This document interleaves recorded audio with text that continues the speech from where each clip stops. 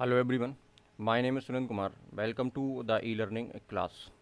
Friends, इस video series के अंदर हम बात करने वाले हैं एमसीक्यू क्वेश्चंस की, जिसके अंदर हम पढ़ने वाले हैं भारतीय इतिहास या एंशिएंट इंडिया में प्रागैतिहासिक काल, आद्य ऐतिहासिक काल, ऐतिहासिक काल और पाषाण काल के अंदर जो एमसीक्यू क्वेश्चंस बनने वाले हैं उनको हम यहाँ पर डिस्कस करने वाले हैं।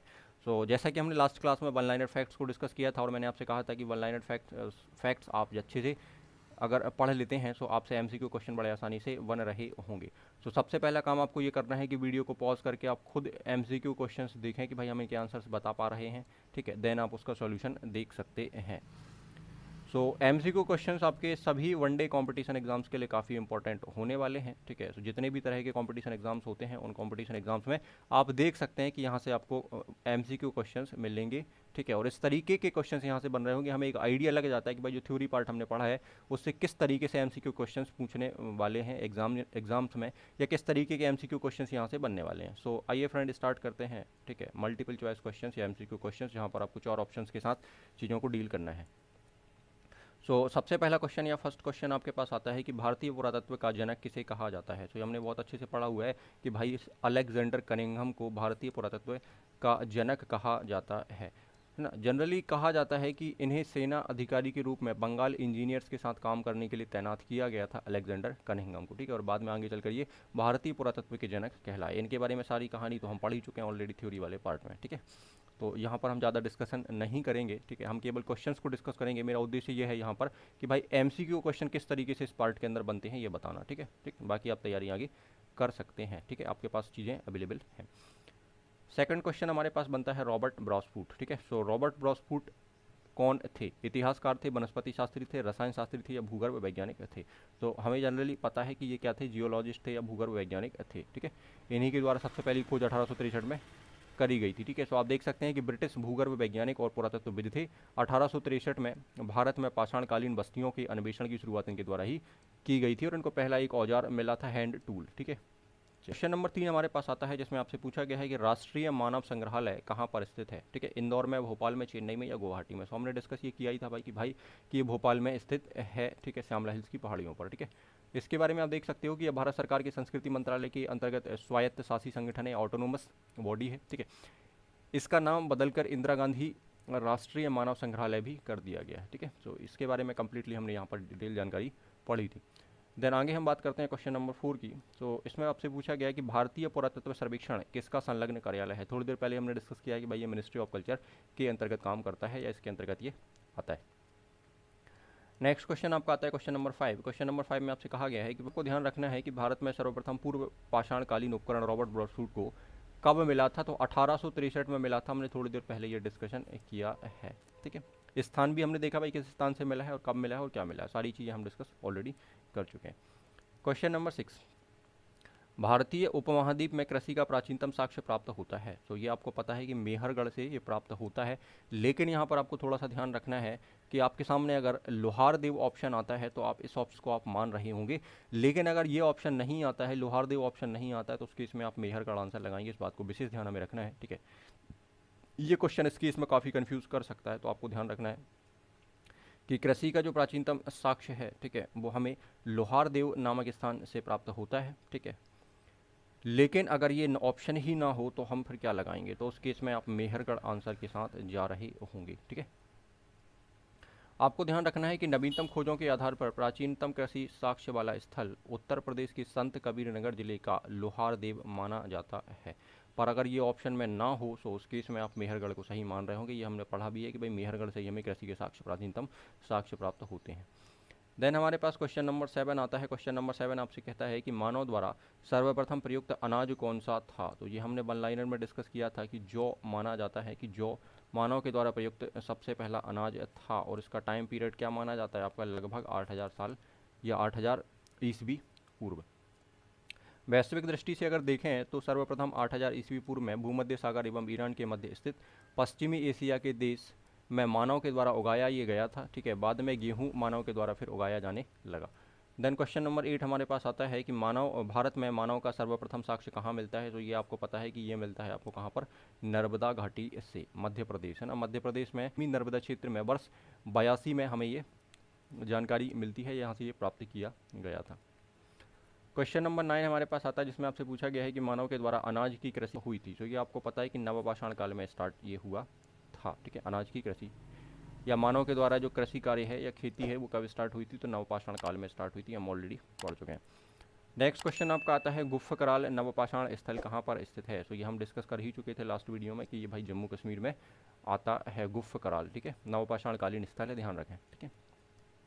क्वेश्चन नंबर 11 आपके पास आता है, क्वेश्चन नंबर 11 आपके पास आता है, जिसमें आपसे पूछा गया है कि निम्नलिखित में से किस स्थान से हड्डी के उपकरण प्राप्त हुए हैं। सो हड्डी के उपकरण आपको प्राप्त हुए हैं कहाँ से, महदहा, ठीक है। आपको ध्यान रखना है कि महदहा नामक स्थान से हमें क्या हुए हैं, हड्डी के उपकरण प्राप्त हुए हैं। साथ ही साथ आप देख सकते हैं कि मध्यपाषाण काल में महदहा उत्तर प्रदेश के प्रतापगढ़ जिले में स्थित है और यहाँ से हमें हड्डी निर्मित उपकरण भी प्राप्त हुए हैं। सो मध्यपाषाण काल में ये आता है, ध्यान आपको रखना है। क्वेश्चन नंबर 12 आपके पास आता है, जिसमें आपसे पूछा गया है कि किस स्थान से मध्यपाषाण काल में पशुपालन के प्रमाण मिलते हैं। तो इस केस में आपको ऑप्शन बी लगाना है, बागौर, है ना। और इसके बारे में आप जानकारी यहाँ से ले सकते हैं कि मध्यपाषाण काल में पशुपालन के प्रारंभिक साक्ष्य मध्य प्रदेश में होशंगाबाद के निकट आदमगढ़ और राजस्थान के भीलवाड़ा जिले में स्थित बागौर नामक स्थान से मिलते हैं। सो भाई राजस्थान का भीलवाड़ा होते हैं, बट ये ऑप्शन में नहीं है। सो हम किसके साथ जा रहे होंगे, बागौर के साथ, या राजस्थान के भीलवाड़ा जिले में जो बागौर स्थित है उसको हम यहाँ पर ऑप्शन मान रहे होंगे। क्वेश्चन नंबर आपका 13 आता है, नबदा टोली का उत्खनन किसके द्वारा, में भी पढ़ा था, HD सांकलिया जी के द्वारा, ठीक है। नबदा टोली नामक स्थान जो है आपका, ठीक है, पुरातात्विक स्थान, उसका, ठीक है, उत्खनन करवाया गया था। और ये मध्य प्रदेश या MP वाले पार्ट में हम बहुत अच्छे तरीके से डिटेल में, काफ़ी डिटेल में डिस्कस कर चुके हैं एक एक स्थान को, ठीक है। नेक्स्ट क्वेश्चन आपका 14 नंबर क्वेश्चन आता है, जिसमें आपसे पूछा गया है कि बृहद पाषाण स्मारकों की पहचान किस रूप में की गई है। मंदिरों के निर्माण में, सन्यासी गुफाओं के रूप में, मृतकों को दफनाने के रूप में, या प्रयुक्त उपयुक्त में से कोई नहीं। सो ऑप्शन 3 के साथ आप जा सकते हैं, मृतकों को दफनाने के रूप में। ये हमने वन लाइनर में पढ़ा था। देन इसके बारे में आप और यहाँ से जानकारी ले सकते हैं। यहाँ पर लिखा हुआ है कि भाई नवपाषाण युगीन दक्षिण भारत में शवों को विभिन्न प्रकार की विशाल पाषाण खंडों से बनी समाधियों में दफनाने की परंपरा रही है और इन्हें ही मेगालिथिक के नाम से भी जाना जाता है। सो ये हमें याद रखना है कि साउथ इंडिया में एक परंपरा थी ये, ठीक है। क्वेश्चन नंबर 15 आपके पास आता है, जिसमें आपसे पूछा गया है कि भीमबेटका किसके लिए प्रसिद्ध है। तो ये आप आसानी से बता सकते हैं कि ये गुफाओं के शैल चित्र के कारण के लिए, या रॉक पेंटिंग्स, ठीक है, ऑफ केप्स के लिए ये क्या है, प्रसिद्ध है भीमबेटका। इसके बारे में काफ़ी डिटेल में हम जानकारी ले चुके हैं। राख का टीला, ठीक है, निम्नलिखित में से किस नवपाषाण काल से संबंधित है। राख का टीला, तो आप ये बता सकते हैं कि राख का टीला जो है वो सगन कल्लू से संबंधित है या इससे रिलेटेड है। सगन कल्लू जो है वो कर्नाटक में आता है, ठीक है, बेल्लारी जनपद में ये स्थित है। तो आपको ये भी ध्यान यहाँ से देना है, ठीक है। नेक्स्ट क्वेश्चन आता है, क्वेश्चन नंबर 17। इसमें आपसे पूछा गया है कि उत्खनन प्रमाणों के अनुसार पशुपालन का आरंभ कब माना जाता है। तो ये तो आपको पता है कि भाई मध्यपाषाण काल में ये हुआ है, ठीक है ना, यह मध्यपाषाण काल में माना जाता है। क्वेश्चन नंबर 18 आपका आता है, वह स्थान जहाँ से मानव कंकाल के साथ कुत्ते का भी कंकाल प्राप्त हुआ है। दोनों के एक साथ कंकाल यहाँ से प्राप्त हुए हैं, तो वो स्थान आपका जो है उसे बुर्जहुम हम कह सकते हैं कि बुर्जहुम नामक स्थान से, ठीक है, मानव कंकाल के साथ एक कुत्ते का कंकाल भी प्राप्त हुआ है। बुर्जहुम आपको याद रखना है। देन आपके पास नेक्स्ट क्वेश्चन आता है, क्वेश्चन नंबर 19, जिसमें आपसे कहा गया है कि भीमबेटका की गुफाएं कहाँ स्थित हैं। तो इसमें आपको अब्दुल्लागंज लगाना है, रायसेन भी ऑप्शन में आपका हो सकता ना हो, उस केस में फिर आप भोपाल आंसर लगा सकते हैं, ठीक है। पर ये इनकी एग्जैक्ट जो पोजीशन है वो आप क्या बताएंगे, अब्दुल्लागंज रायसेन में ये स्थित है, जो भोपाल से थोड़ी सी दूरी पर है। नेक्स्ट हमारे पास आता है क्वेश्चन नंबर 20, गर्त आवास के साक्ष्य हमें कहाँ से प्राप्त होते हैं। तो भाई हम ये पढ़ चुके हैं कि यहाँ पर मानव क्या था, गड्ढे बनाकर निवास करता था या रहता था, ठीक है, और इसके साक्ष्य हमें प्राप्त हुए हैं कहाँ से। सो आप ये बता सकते हैं कि इसके साक्ष्य हमें बुर्जहुम से प्राप्त हुए हैं, ठीक है, जम्मू कश्मीर में जो है आपका बुर्जहुम, ठीक है, कि यह जम्मू कश्मीर में श्रीनगर के निकट नवपाषाण कालीन स्थल है। और हमें यहाँ से ये जानकारी मिलती है कि यहाँ पर गर्त आवास के साक्ष्य हैं या मनुष्य यहाँ पर गड्ढे बनाकर नीचे उनमें रहता था। किस धातु का सबसे पहले प्रयोग किया गया, तो ये ऑलरेडी हम डिस्कस कर चुके हैं कि भाई तांबा धातु का सबसे पहले उपयोग किया गया और इससे मानव के द्वारा बनाया गया औजार क्या था, कुल्हाड़ी था, ठीक है। आगे हम बात करते हैं कि इनमें से कौन सा महदहा से प्राप्त नहीं हुआ है। तो महदहा से क्या प्राप्त नहीं हुए हैं, ठीक है, तो महदहा से राख के टीले प्राप्त नहीं हुए, बाकी सारी चीज़ें यहाँ पर हमें प्राप्त होती हैं, सारी चीज़ें यहाँ से मिलती हैं, जिनमें बूचड़खाना है, ठीक है, झील है और कब्रिस्तान है। तो ये सारे के सारे 3 स्थान जो चीज़ें हैं ये महदहा से प्राप्त होती हैं, ठीक है, महदहा से प्राप्त होते हैं। बस एक क्या नहीं होता, राख का टीला, ठीक है, और हम थोड़ी देर पहले डिस्कस कर चुके हैं कि राख का टीला सगन कल्लू नामक स्थान से हमें प्राप्त होता है। देन आगे हम बात करते हैं कि इनाम गांव किसकी प्रतिमा मिली है। तो ये आपको पता है कि यहाँ से मातृ देवी की प्रतिमा मिली है और ये क्या है, ताम्रपाषाणकालीन स्थल है ना। इनाम गांव जो है वो एक ताम्रपाषाणकालीन स्थल है और यहाँ से मातृ देवी की प्रतिमा प्राप्त हो। क्वेश्चन 24 आपका आता है जिसमें आपसे पूछा गया है कि भाई निम्न में से कौन सा पुरातात्विक स्थल मध्य प्रदेश में नहीं है या नहीं आता है। तो मालवा मध्य प्रदेश में आता है, कायथा मध्य प्रदेश में आता है, एरण मध्य प्रदेश में आता है, दाइमाबाद मध्य प्रदेश में नहीं आता है। ये आपको मिलने वाला है महाराष्ट्र में, जिसको हम आगे सिंधु घाटी सभ्यता के टाइम पीरियड में भी डिस्कस करेंगे, तो इसको आप याद रख सकते हैं। नेक्स्ट क्वेश्चन आपका आता है क्वेश्चन नंबर 25, जिसमें आपसे कहा गया है दक्षिण भारत में मृतकों को किस दिशा में दफनाया जाता था। ठीक है, दक्षिण भारत में हमने जो बात करी थी परंपरा की, तो उसमें ये कहा जाता है कि मानव को दफनाने की दिशा जो थी वो पूर्व पश्चिम मानी जाती है। ये कहा जाता है कि मानव को जिस दिशा में दफनाया जाता था उस दिशा को हम पूर्व पश्चिम दिशा कह सकते हैं। ठीक है, तो आप देख सकते हैं कि भाई ये पूर्व है और ये पश्चिम है, तो पूर्व पश्चिम दिशा में ही मानवों को दफनाया जाता यहाँ पर था। ठीक है, ये परंपरा थी। क्वेश्चन नंबर 26 आता है जिसमें आपसे कहा गया है कि जिसका कोई लिखित साक्ष्य नहीं होता है वह काल क्या कहलाता है। तो ये आपको बहुत अच्छे से पता है कि भाई ये प्रागैतिहासिक काल या प्री हिस्टोरिक टाइम या प्री हिस्टोरिक पीरियड कहलाता है। नेक्स्ट क्वेश्चन हमारे पास आता है क्वेश्चन नंबर 27, जिसमें आपसे कहा गया है कि जोरबे नेबासा दाइमाबाद, ठीक है, नामक जो पुरातात्विक स्थल है वो किस राज्य में स्थित है। तो इसका आंसर आपका महाराष्ट्र बनने वाला है। थोड़ी देर पहले डिस्कस किया था कि दाइमाबाद आपका महाराष्ट्र में आता है, नेवासा और जोरबे, ठीक है, तो ये महाराष्ट्र में आते हैं और महाराष्ट्र की राज्य की पुरातात्विक स्थल माने जाते हैं। आपके पास आता है क्वेश्चन नंबर 28, जिसमें आपसे पूछा गया है कि निम्नलिखित में से किसे फलक संस्कृति कहा जाता है। ठीक है, सो क्वेश्चन नंबर 28 का आंसर आपका हो जाएगा यहाँ पर वी। ठीक है, मध्य पुरापाषाणकालीन संस्कृति को हम फलक संस्कृति कहते हैं। इसके बारे में हम थ्योरी पार्ट में डिस्कस कर चुके हैं कि इसे ही फलक संस्कृति के नाम से जाना जाता है। क्वेश्चन नंबर 29, सराय नाहर और महदहा संबंधित हैं। ठीक है, ये महदहा लिखा होगा। ठीक है, सो यहाँ पर प्रिंट मिस्टेक है एक्चुअल में। ठीक है, ये महदहा होगा। ठीक है, महदहा, सराय नाहर और महदहा संबंधित हैं। 29 का आंसर आपका बन जाएगा ऑप्शन नंबर सी, है ना, ये हम पढ़ चुके हैं। ठीक है, ये गंगा घाटी की मध्य पाषाण संस्कृति से संबंधित है। ठीक है, ये इससे रिलेटेड है, सराय नाहर और महदहा। ठीक है, और ये उत्तर प्रदेश में आपको मिलते हैं। क्वेश्चन नंबर 30 आपके पास आता है सिहाबल एक पुरातात्विक स्थल है। क्वेश्चन नंबर 30 में आपका आंसर यहाँ पर बनने वाला है ऑप्शन नंबर 1। ठीक है, जिसमें आप बता सकते हैं कि निम्न पूर्व पाषाण संस्कृति से ये संबंधित है या इनके ही ये स्थल माने जाते हैं, जिनमें सिहाबल एक स्थल आता है।